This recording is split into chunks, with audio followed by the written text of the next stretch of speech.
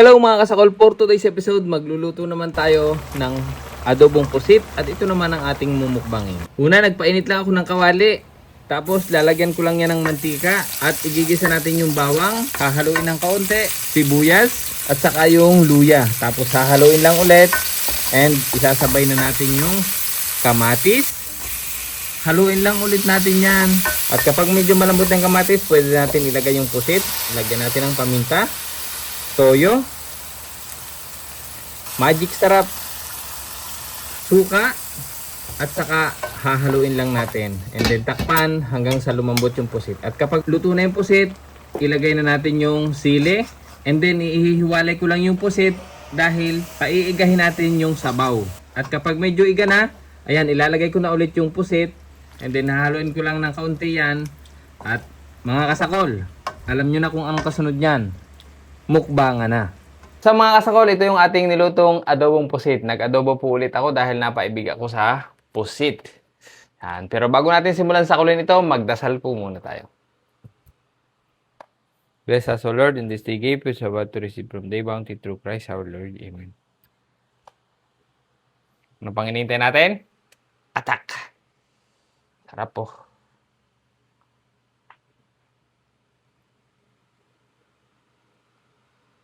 Unang subo para sa inyo mga kasakol. Oh.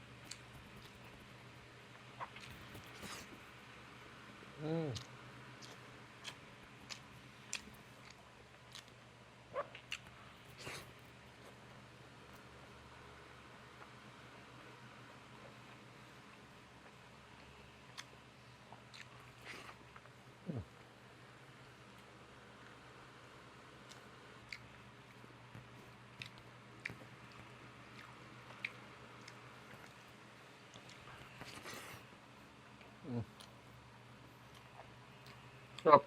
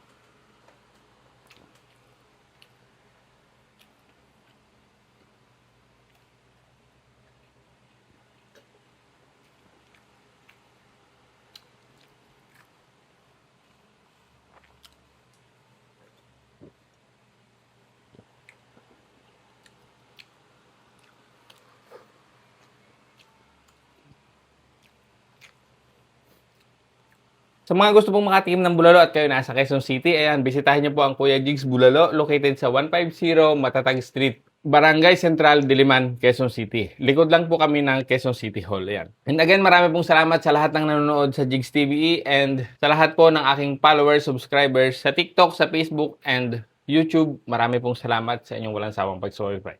Hanggang sa muli po. Bye!